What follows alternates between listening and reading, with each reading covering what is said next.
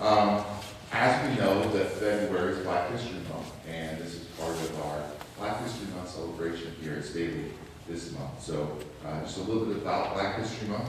Black History Month is an annual celebration of achievements by African Americans and a time for recognition of their central role in U.S. history. African American history is part of our U.S. history. Also known as African American History Month, the events grew out of Negro History Week, which was established by noted historian Carter G. Woodson and other prominent African Americans at that time.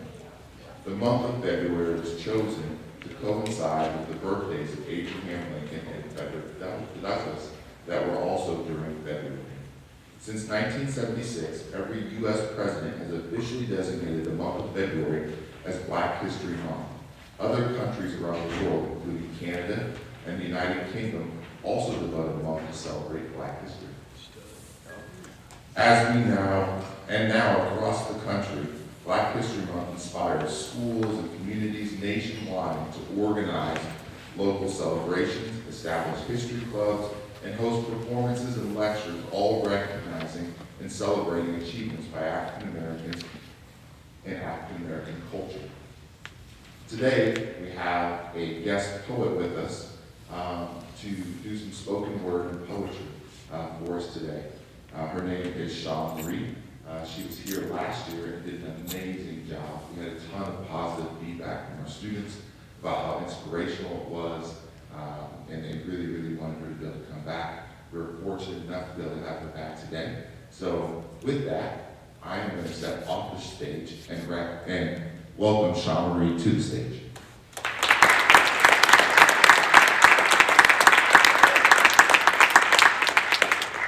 Hello. Okay, good, it's fine. Hey, y'all.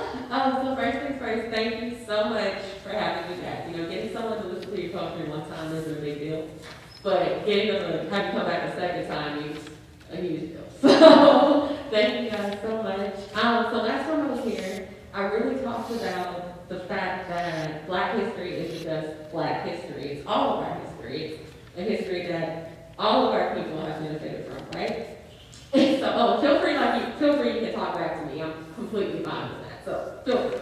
But, so last time I really talked about that, and you know, this last year, there's been a lot of history that happened, like there were protests, riots, COVID is going on. And what I noticed in a lot of that is a lot of division. A lot of this side versus that side. A lot of you versus me. And just not a lot of unity. A little bit, but not a lot of it. But before I get into all that, I just want to, introduce myself for those guys who didn't see me last time. So before I speak, I just want to tell you a little something about me. So my name is Chámerri, aka Chámerri. I was born in Japan and raised around the world, but Little Rock is where we set up our feet. And ever since I was born, change has followed me. I'm gonna get to the poem, just follow along, please. I just want to tell you a little something about me. See, I was born twice. Came out and went back in. Mama had to do the pushing all over again. A little while later, I lost sight in my eye. Through prayer and answered prayer, I regained my vision. And though I need thick lenses, everything's always been clear. I'm gonna be an actress, Mama. I'm gonna be up there. I said as I pointed to my TV. Ever since I can remember, nothing could ever stop me. Doesn't matter where I am, doesn't matter where I'm from. I'm gonna make it, I said. I will always overcome. I know you're hearing me speak. But just listen a little while. I promise I'll get there. I just want to tell you a little bit about why I'm standing here. See, I was sheltered. Excuse me, I was very sheltered. I lived in a world without race. I lived in a world where I got sick and went to my doctor because I knew my military insurance would cover everything. I lived in a world where my biggest struggle was not being accepted. Where I didn't understand why people detested the fact that I did struggle, that my parents made it out, that they built a great family, that they gave me everything they had always lived without. I didn't understand why my skin was so important.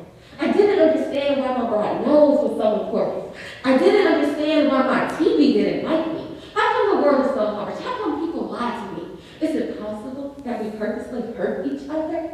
I just want to build a world where we all love each other. Gardens and roses, falls and splashes. I just want to see the waterfall as the dam collapses. Mama, I want to be an actress. Terrifies her. Can't let this world eat up her innocent baby girl. Mama, I'm gonna be an actress. She prays for me day and night. And here I'm acting. Here I am, doing it right. But I told you I was here so I can get to the poem. Just hold on a little longer. I promise you it won't be long. our media has done to us. A powerful weapon, a soothing touch, but for us, it's brainwash, hotwash, stirred then I won't accept it. Do I want to be famous? No, I want to be an antiseptic. I did not come here to bring peace but a sword. I'm not trying to get in, I'm trying to break the cyborg. I got a hold on my psyches and I'm not buying it. Here's my 2, 6 plus 10, this is I was done with the straight club. I got no time to pass it by, and I'm a revolution. I want something I can taste, see, feel, hear, and smell. I'm not here to be your friend. I'm not here to get acceptance. I'm here to make a difference. I'm here to destroy noise and pestilence. I'm not the savior, I'm just a voice here to do what I have to do to remove the makeup and give you back the power of choice. Woo! I'm sorry, my backstory's gone on a little long. Give me 2 more minutes and I'll get to my home. It's just been going on for so long. That thin tree. Divide and conquer, keep them driving really quick. Hit the nail on the head, don't let it stick out. We got to kill it. We got to stop it. We got to fight it. No more talking. We got to do something. We got to be about it. This is the last thing I'm going to say, and I promise I'm going to be out. Here's my point. There is no answer. There is no savior. There is no excuse for bad behavior. The choice is yours, so they tell you what to do. We all must overcome. This book's way past you. I don't know who you are or what you've gone through. Just know that this world doesn't run you. If you see something bad, don't talk, don't get sad. Take a stand, take a seat, but don't just stand at their feet. We need to make a difference, to take back our world. Don't let the media tell us who we like, who we should hurt. We need to care more than we're scared. Courage, faith, hope, trust. We need to place all of this back in all of us. I'm going to use my gifts to do what I do. But this corner of the world can be changed by you. It starts with your words, next come your actions. Don't settle for less, ignore the distractions. Go for broke. Bet everything on yourself. Because I don't know if you know, but this world's screaming for your help. It cries out at night. It sheds tears during the day, which is someone to come to wash the misery away. I'm going to do what I have to do, but I hope you come along. Well, that's all I got to say. Thanks for listening for so long.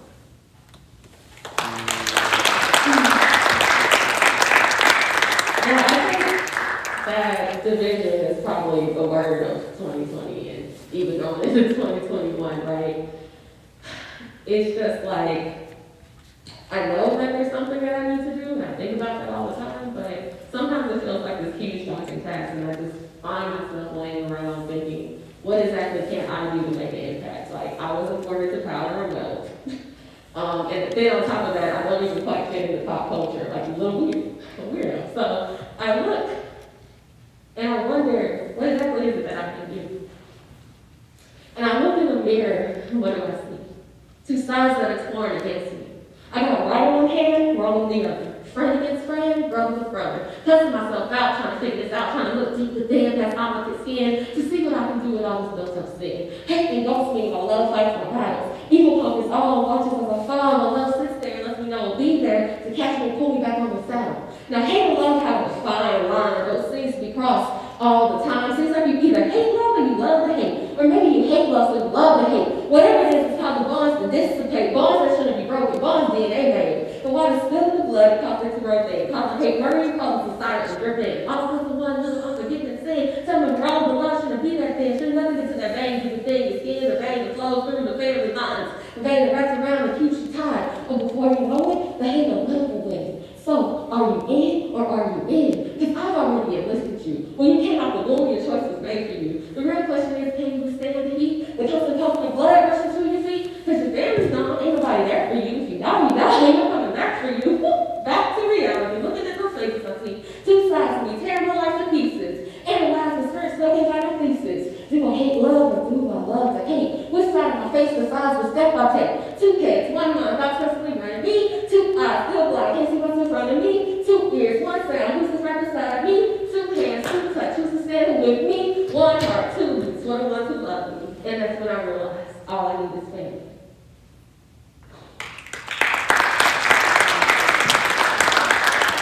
Now, family, to me, is probably a little different than family is to the average person. So like I said in my opening, my family is military. And I grew up in a military family, meaning that like not just my dad, but most of my uncles and aunties are military too.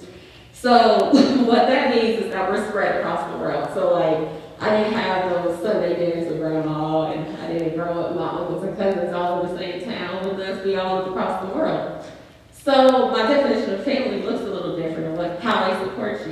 And one thing I really love about my family is that they always show up.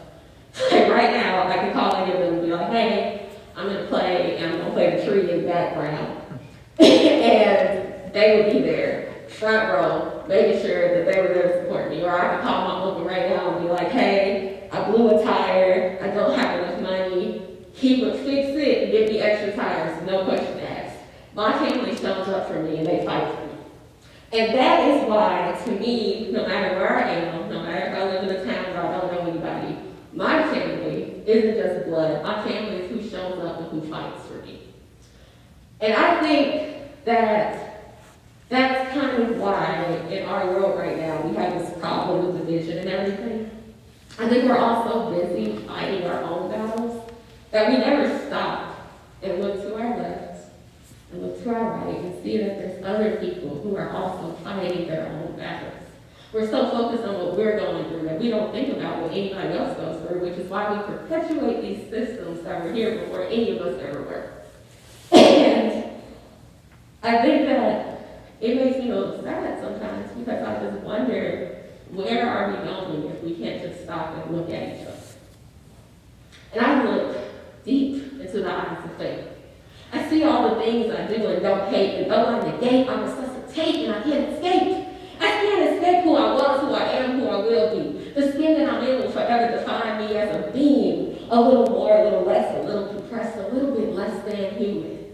3/5 of one to be exact. Because did you know that every so often society makes me wonder, am I a whole or half person?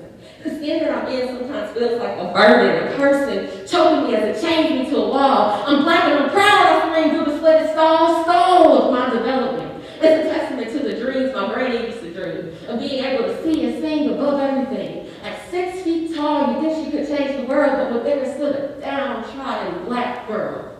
I know why the cage work sings, plays sports before it shows off diamond rings. Material things distract from the golden cage. But I'm at an age where I can't stuff down scraps. I can't accept chitlins off a master's table. I can't get my food and go eat in the stable. I can't be the token. I can't be happy that one superhero looks like me. I can't be happy that one president resembles me. I can't be okay with singing from a cage. We've come so far, but baby, we got a long way. Born at the same table, spewing the same blood. I look at the eyes of my brothers and sisters and I wonder, where's the love? Where's this compassion that we care so much about? Have we lost so much humanity that we don't know what being human is all about? I sit and I ground out the brick wall of fate, waiting for my Lord to open those pearly gates. I accept what was, but I won't allow it to be. Everybody, look me at the hanging tree. There's some strange fruit kicking about. We need to subside. A few habits here and there we need to kick to the side. You know why? He speaks perfectly proper English. A little Japanese too. I listen to rock, opera, jazz, K-pop, Broadway tunes, and anime theme songs. I rarely ever step in the hood and don't pretend not to know where I came from. And it seems my very existence upsets my own brothers and sisters. It seems the fact that I don't bow to stereotypes makes them feel like I should bow to them. Because I try to avoid listening to my name bravely. I'm not black. Because I grew up light-skinned in the suburbs and got an excellent education, I'm not black. Because I have worked hard to provide myself with loads of opportunities, I'm not black. Because my parents got out and fought hard and dedicated their lives to seeing me smile, to living in a nice house in a nice neighborhood, to not growing up in a war zone riddled with alcohol and drugs like they did. I can never become black. But black is who I am. And what I should be for my brothers and sisters is a lighthouse that beckons, yes you can. I am a proud host of my heritage, of what my parents and my ancestors overcame. So excuse me if every word I say isn't riddled with slang. I happen to be proud of the gift of Getty that I got. You'll never be my black, and I'll never be yours either if you don't stop. It's time to add ripples to the water, to change the reflection. Here's the keys of the cage. It's time for re-education. Welcome to the stage of Black history and America's rededication.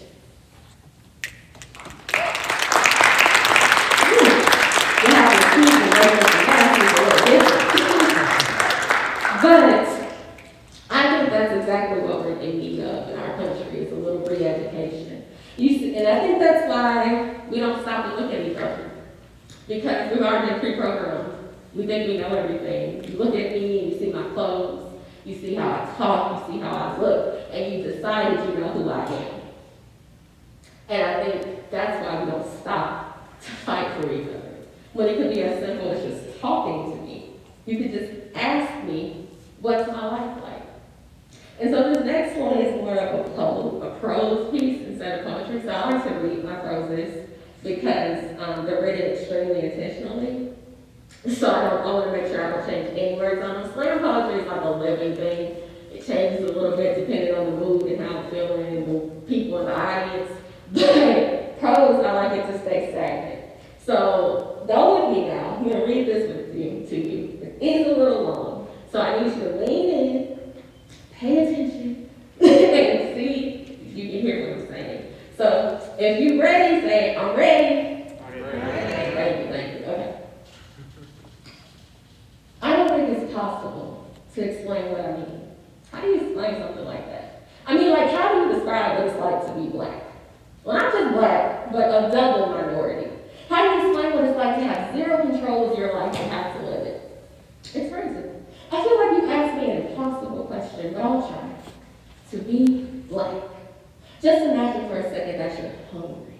Not just hungry, you're starving. You're starving and your stomach is making noises you've never heard before. You feel like you're going to throw up because the acid's eating your lining. You want food. You want food so bad, you can smell it, you can almost taste it. Sometimes a scrap will fall from the table and it tastes so good that you forget that you're still hungry. Your mind tells you that this is enough. You don't need any more. To do more, to be more, to have more, to want more is to be vain. Look how many generations came before you and survived with just this amount. Why should you want more? Look how you sacrificed so that you could eat this piece of bread, this loaf. Are you ungrateful? Do you believe yourself to be better than them? So you starve. But starvation is cruel, right? Because every so often you get a taste of what's on the table. It seems like every time you've adjusted so that stomach cramps feel like nervous butterflies, someone drops a piece of bacon. It seems like every time you remember to keep your head down, something makes you look up. Look up at the table where everyone else seems to have a seat. Look up at that glass ceiling and see all the food you can't eat. Look up and see the feast while you're feasting on scraps. This is enough, you tell yourself. I'm comfortable where I'm at. Maybe one day you say, you know what? I don't care about that. I want to know what it's like to have a full meal. I want to know what it's like to have food in my pantry. I want to know what it's like to have food to give away. I want more. So you climb the table, up the legs to the seat. You get to the tabletop. You learn the language. You speak the lingo. You dress the part. You are respectable, so to speak. But what you find out is there's enough. There's enough for everyone on the table and below. There's enough. But there's none for you. Your food is poison. Your meat is full of maggots. At first you think, maybe I'm just going down to the grocery shop. Eventually, you realize the grocers are force-feeding you junk. They don't care about your stomach. They don't care about your ulcers. They don't care about you. How did you come to this table?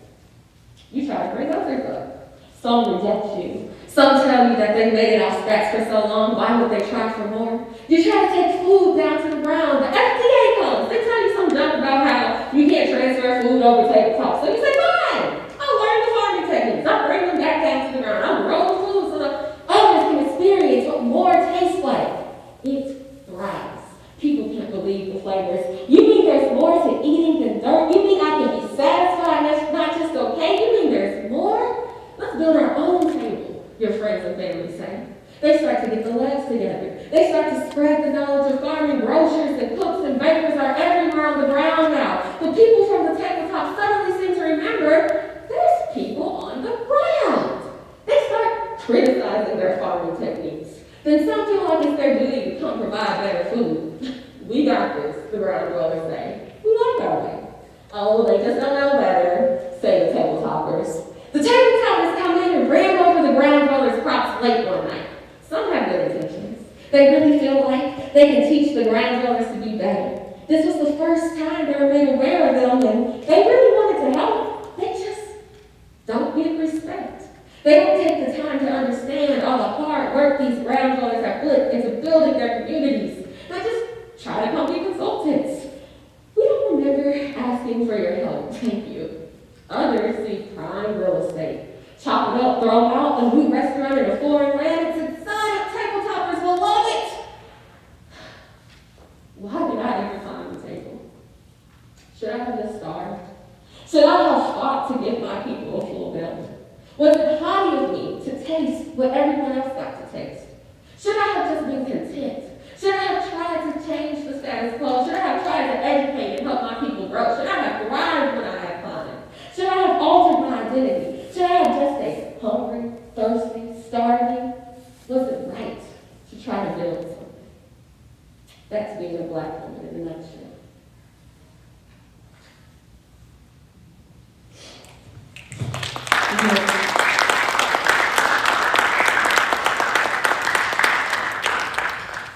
I know that was long, so thank you to those of you who hung in there. But just in case, I want to give you another way to look at it. Now, this next and last poem is inspired by one of my favorite songs my dad used to sing when I was growing up, and it might be before y'all time, but I feel like someone knows it. It was by this great artist who's no longer here with us, whose name was Kenny Rogers. And, you know, he compared life to playing a game of cards. He said you have to know when to hold them, know when to fold them, know when to walk away, and know when to run. And I always thought that, as someone who loves playing cards, I thought that that was a great analogy for life. And so go with me now, see if you can get what I'm saying here. So let's play a game of cards. You're the spades and I'm the heart. We may have been given the same team, but you've been given a better suit. In this pursuit, playing a game stacked against me. From your perspective, no, it looks the same. You can't see color, the cards, one and the same. But when you flip them over, it's a different story. They may both be kings, but only spades get all the glory. You can't see my hand. You can't understand how cunning I have to be to deal with what was dealt to me. Booking through an endless sea of rain, this man down and that one dead, and yet I move ahead thinking I still got a chance. The game may be rigged, but I haven't been gassed, so maybe, just maybe, I can get past. But in this game of life that we call spades, it's like you've already won. I can have a royal flush, but you can shoot me down. I'm a king, but you treat me like a clown, a joker. Maybe it's 2 or 3 spades, but all it takes is 1 choker. I can do everything right. Be the most educated and get every stereotype. But when you look at me, you see my suit, not my heart. You see every little thing that sets us apart. Your eyes cut me before the spades ever hit the table. Everything is so unstable, it's like I'm constantly tiptoeing on angels. But what if we flipped it? Changed where we started? What if the game was a spades? What if we were playing hearts? What if I got to be a 2 and be considered amazing? What if I didn't do jack that was enough to leave you gazing? What if you were an ace but I was a joker, a trump card? What if I was enough just being me? What if I didn't have to sing, dance, or be an athlete? What if I just mattered because I'm a card too? What if we changed the game and picked up 52? Every card scattered, every card needed. What if you touched my heart and found out that it beat it just like yours, like yours, like yours? What if a spade was just a spade and a heart was just a heart? What if we loved the beauty of variety and didn't let it tear us apart? What if we changed the game so it wasn't you against me? What if we built a pyramid that required you to support me? What if we no longer tried playing solitaire? Well, I declare war would be a thing of the past. That's the kind of world I want to see at last. One complete deck of cards. And it all starts with changing our hearts. Thank you guys so much for awesome. Everybody's fighting, so we must all fight together. Thanks.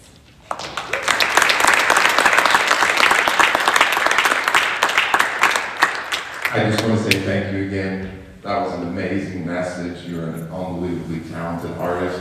I really appreciate the message of unity. We have seen a lot of different challenges across our country over the last year, and I think that was very inspirational, obviously, and a message that I would want all of our Falcons to hear, that when we're here, we have a lot more in common than we do not. And we are going to continue to study together, take tests together, perform in our bands together, our choirs together, we're going to practice together, we're going to compete on the athletic fields together. we're all Falcons, and I think that we could all be Hearts if we were playing cards. So thank you again. We appreciate it. We'll give her one more round of applause.